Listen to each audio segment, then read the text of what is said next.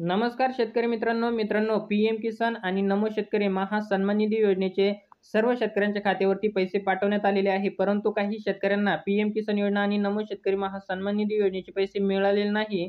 तर ते का मिळाले नाही हे आपल्याला आपलं स्टेटस चेक करायचं आहे। तर ते कशा पद्धतीने चेक करायचं ते आपण आज या व्हिडिओच्या माध्यमातून बघणार आहोत। तेव्हा व्हिडिओला कुठेही स्किप करू नका, शेवटपर्यंत नक्की बघा आणि आपण या चॅनलवरती पहिल्यांदा आला असाल तर चॅनलला सबस्क्राइब नक्की करा। तर चला तर मित्रांनो व्हिडिओला सुरुवात करूया। सर्वात प्रथम मित्रांनो आपल्याला गुगलवरती यायचं आहे। गुगलवरती आल्यानंतर आपल्याला या ठिकाणी PFMS असं नाव टाईप करायचं आहे।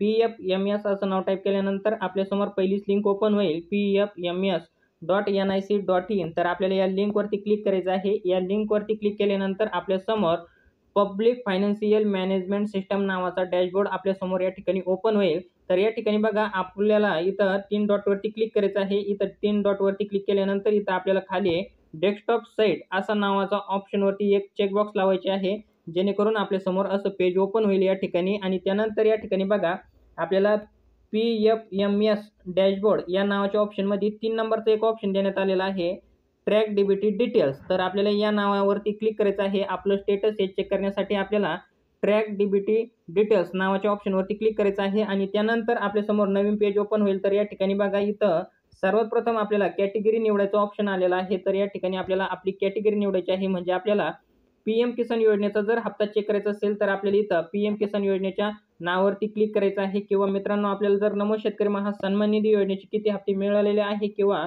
आपल्याला का मिळालं नाही किंवा कधी मिळणार आहे हे बघण्यासाठी आपल्याला इथं खाली बघा एक नमो शेतकरी महा सन्मान निधी योजनेचा सुद्धा ऑप्शन देण्यात आलेला आहे। तर इथं बघा डीबीटी NSMNY पोर्टल तर या नावाचं एक ऑप्शन देण्यात आलेलं आहे। तर आपण यावरती क्लिक करून आपलं नमो शेतकरी महा सन्मान निधी योजनेचे पैसे आपल्याला मिळणार आहे की नाही हे सुद्धा आपण या ठिकाणी चेक करू शकता। तर या ठिकाणी बघा कॅटेगरी आपण निवडल्यानंतर इथं आपल्याला 2 नंबरला डीबीटी स्टेटस नावाचे ऑप्शन 2 देण्यात आलेले आहे। तर एक आहे बेनिफिशियरी व्हॅलिडेशन आणि दुसरा आहे पेमेंट। तर आपल्याला या ठिकाणी पेमेंट हाच ऑप्शन ठेवायचा आहे आणि त्यानंतर इथं 3 नंबरला बघा इंटर बेनिफिशियरी कोड। तर या नावाच्या ऑप्शनवरती आपल्याला जो ऑप्शन आहे तर हा तसाच सोडायचा आहे, यामध्ये आपल्याला कोणतीही माहिती भरायची नाही। आणि त्यानंतर इंटर ॲप्लिकेशन ID। तर या ठिकाणी बघा आपल्याला पीएम किसान योजनेचा जो आपला रजिस्ट्रेशन नंबर आहे तर तो नंबर आपल्याला या ठिकाणी टाकायचा आहे।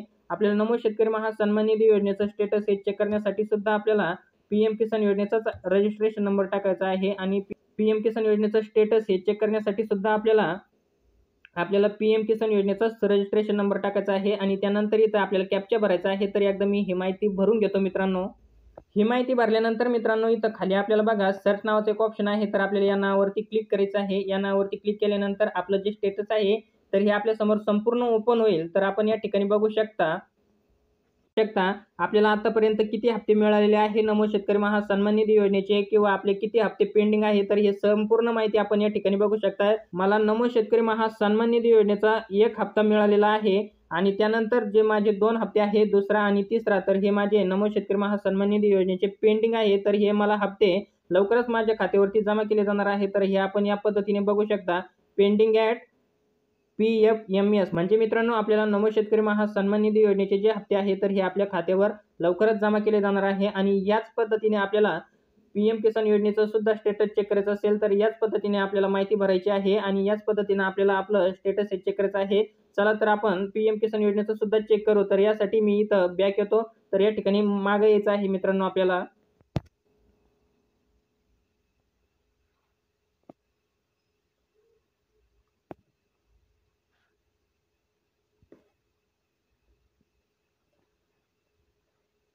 या ठिकाणी मागे आल्यानंतर आपल्याला आहे तशीच डिटेल संपूर्ण भरायची आहे। तर या ठिकाणी कॅटेगरीमध्ये फक्त आपल्याला पीएम किसान हा ऑप्शन निवडायचा आहे आणि त्यानंतर आपल्याला संपूर्ण माहिती जशी आपण पहिली भरली होती नमो शेतकरी महा सन्मान निधी योजनेचं स्टेटस चेक करण्यासाठी तशीच माहिती आपल्याला या ठिकाणी भरायची आहे। मित्रांनो या ठिकाणी माहिती भरल्यानंतर आपल्याला सर्च या नावावरती पुन्हा क्लिक करायचं आहे आणि या नावावरती क्लिक केल्यानंतर आपण या ठिकाणी बघू शकता आपल्यासमोर पीएम किसान योजनेची संपूर्ण माहिती या ठिकाणी ओपन झालेली आहे।